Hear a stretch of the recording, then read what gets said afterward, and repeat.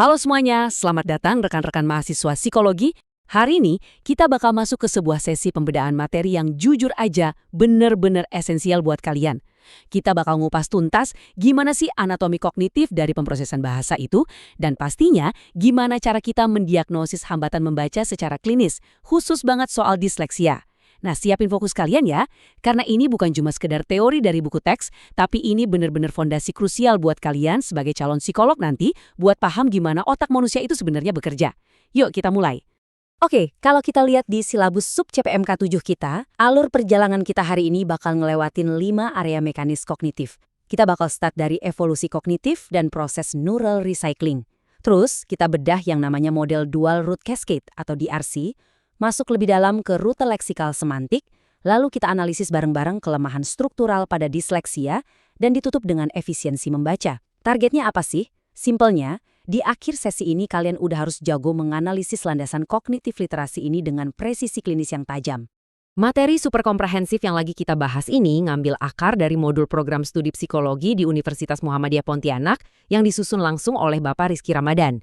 Jadi, kita bakal pakai kerangka psikologi kognitif dari beliau ini sebagai semacam pisau bedah kita hari ini.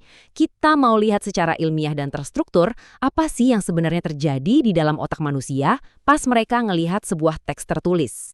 Nah, sekarang kita mulai dengan menghancurkan satu mitos terbesar yang sering banget kita dengar. Tahu nggak sih, membaca itu sebenarnya bukan kemampuan alami biologis manusia loh. Secara evolusi, otak kita ini cuma disetting buat mendengar dan berbicara. Terus, gimana kita bisa baca? Otak kita itu pintar banget. Dia memaksa lakuin adaptasi kompleks yang kita sebut neural recycling, alias daur ulang saraf. Ibaratnya, ini tuh proses buatan di mana otak secara harfiah ngebajak sirkuit saraf visual kita, terus dipaksa nyambung ke sirkuit bunyi. Keren banget kan? Tapi, keberhasilan proses membajak ini bener-bener bergantung sama kapasitas memori kita buat nahan dan ngebangun jaringan saraf yang baru tadi. Oke, mari kita bedah lebih dalam lagi anatomi prosesnya.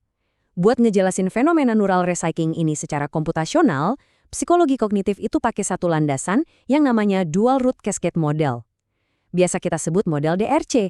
Dikenalin sama Max Coltheart di tahun 2001. Inti dari model ini tuh tegas banget. Setiap kali mata kalian nangkap sebuah teks, input visualnya itu langsung diproses lewat dua rute kognitif berbeda yang jalan barengan, alias paralel. Mereka berdua ini ibaratnya balapan secepat kilat menuju proses pengucapan. Coba kita telusuri rute yang pertama, ini rute pembacaan langsung. Kalau kita bikin diagram alir sederhananya, tahap pertama itu mulai dari fiksasi mata ke teks. Boom! Seketika itu juga input visual dikirim ke leksikon ortografis buat dicari nih, ada nggak kecocokan bentuknya. Kalau ada yang match, sinyal langsung diterusin ke sistem semantik buat ditarik maknanya. Terakhir, informasinya dilempar ke leksikon bunyi, biar kita tahu persis gimana cara ngomonginnya. Walaupun kelihatannya panjang dan berurutan, percaya deh, seluruh rantai ini kejadian nyaris instan di otak kita.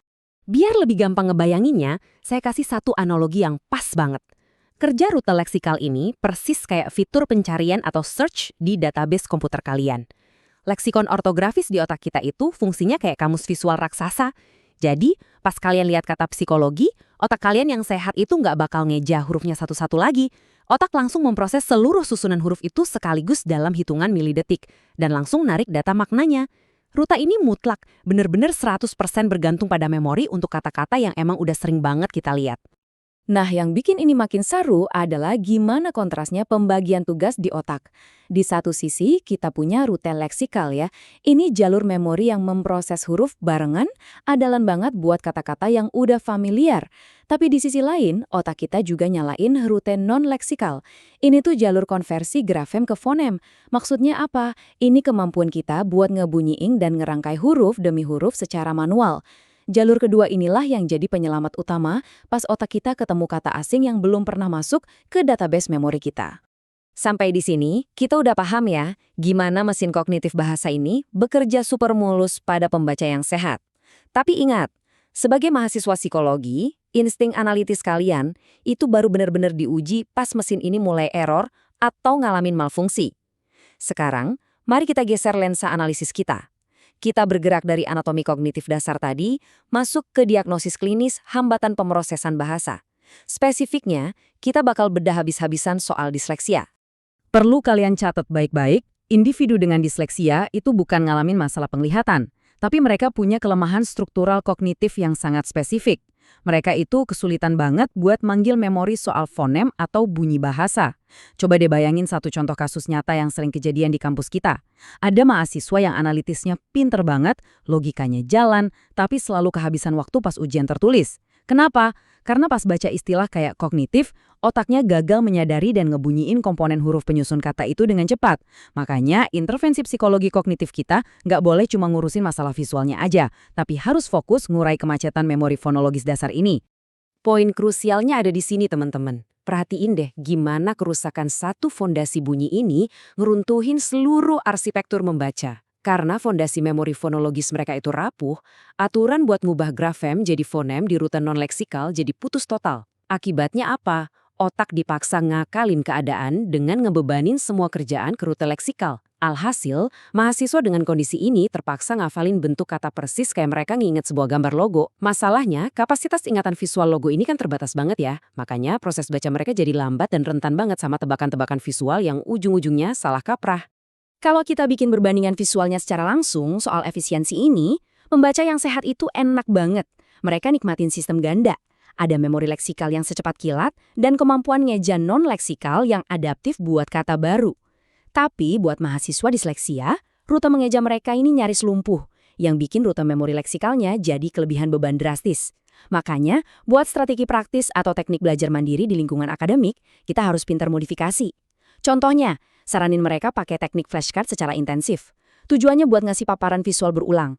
Jadi kita kayak maksa kata-kata akademis itu masuk dan nempel lebih kuat ke database rute leksikal mereka. Nah, dari semua analisis detail tadi, kita sampai pada satu pertanyaan penutup. Rekan-rekan mahasiswa, kalau sekarang kalian udah paham secara ilmiah bahwa kerusakan di satu rute fonologis aja bisa bikin efisiensi kognitif lumpuh total, gimana pemahaman ini bakal merombak cara kalian nyusun diagnosis dan strategi pendampingan akademik nantinya? Apa kalian masih mau ngelihat disleksia itu cuma sekedar masalah kurang rajin belajar? Atau sekarang kalian sadar ini adalah realitas struktural otak yang emang butuh intervensi psikologis dan modifikasi lingkungan yang nyata? Coba deh renungin pertanyaan ini. Jadikan landasan kognitif ini bekal terkuat kalian waktu berpraktek nanti. Terus asah rasa ingin tahu kalian dan pastinya jangan pernah berhenti menganalisis.